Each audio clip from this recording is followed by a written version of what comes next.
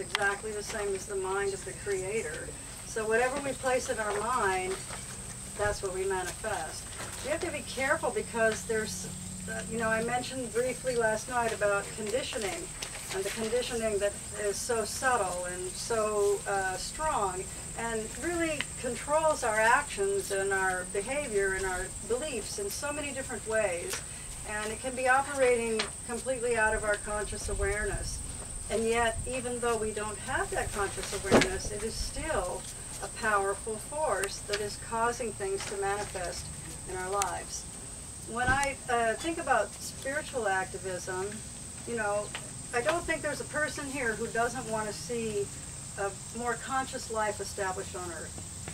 I believe every person here truly wants to see that come about, has a vision of it, and knows that it's possible, but there's sort of a gap between, okay, it's possible, and how do we get there?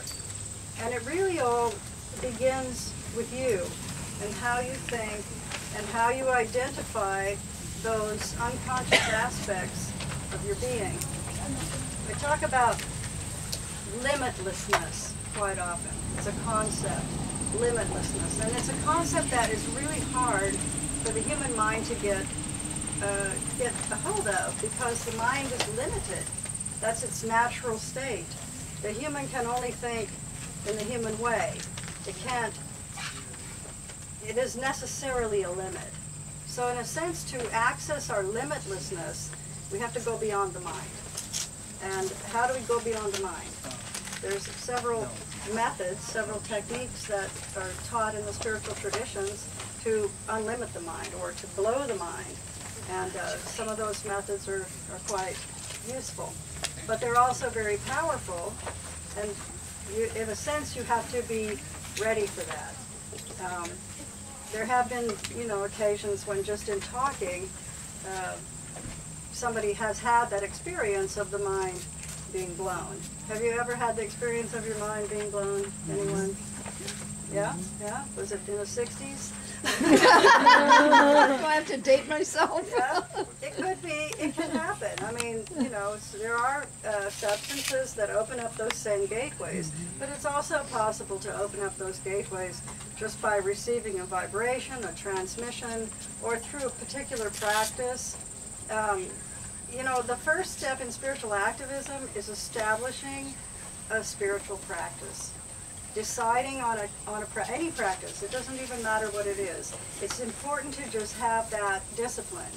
You can't be a spiritual activist without an activated spirit. And you can't activate your spirit without giving it the same amount of time that you give everything else in your life.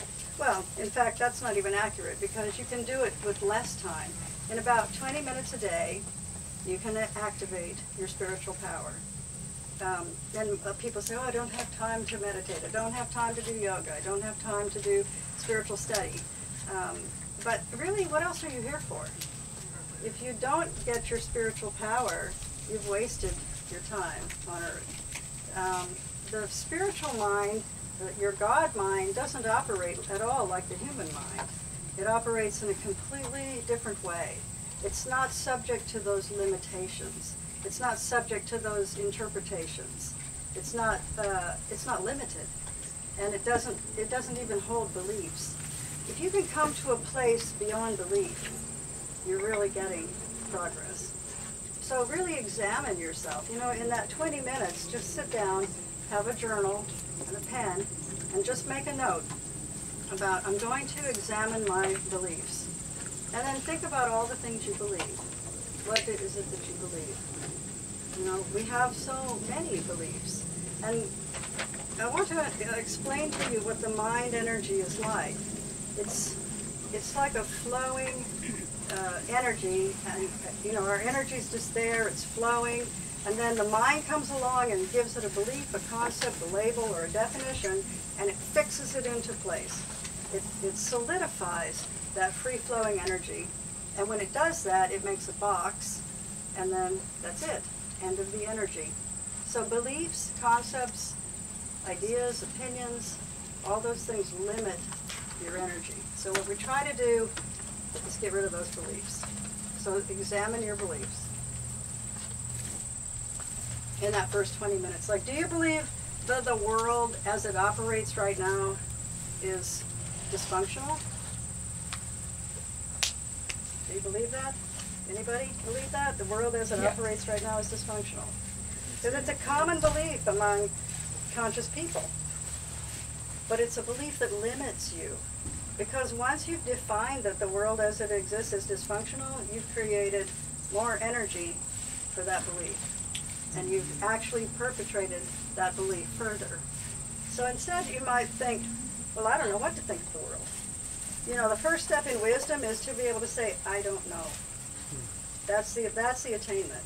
To be able to say, I don't know. We don't have to know. Knowing that you don't know is the first step in wisdom. And keeping your mind free and open and flowing. You know, think about opening up your consciousness, opening up your mind, letting it become more fluidic. Don't attach to thoughts, don't attach to beliefs. Start with your heart. The heart is actually the greater creator than the mind. But the mind is just so strong. For most people, especially in Western culture, you know, the mind is glorified. The great ideas, the great thoughts, great inventions, all these things that we, you know, it glorifies the mind and it limits your true power. Because your true power is so far beyond your mind, you can't even think about it. You can only experience it. And you can only experience it to the extent that you can unlimit your mind. How do you unlimit your mind? You're going to start with, what do you believe? Well, don't even worry about why you believe it. Just look at it and then say, well, I'll let that go. Even if you think it's a positive belief or a positive thought. You know, so many teachers out there saying, if you think positive, it will happen. Well, that's true, but you also have underlying conditioning that you're not aware of that's going to sabotage that positive thought. So I think you're far better off just surrendering and coming to nothing and saying, hey, I don't know. And I don't know to the degree that I don't even know what I don't know. I don't know anything. You want to tap into the power, the force, the energy, and get beyond the limitations of the mind. The other restricting factor in activating your spiritual consciousness is the emotional nature. And emotion, spiritually speaking, is just energy. It's your soul energy. But because your mind always puts a label with that emotion, that energy also gets trapped in these limited thought forms. That emotional energy is actually the power your soul needs to bring itself fully into life, fully into your body. And when you have old emotional energy trapped in these old thought forms, you don't have enough power for your soul to get traction in your physical form. So we have to also release the conditioning and release the beliefs about these emotions. You know, you have a feeling and the mind says, I'm angry.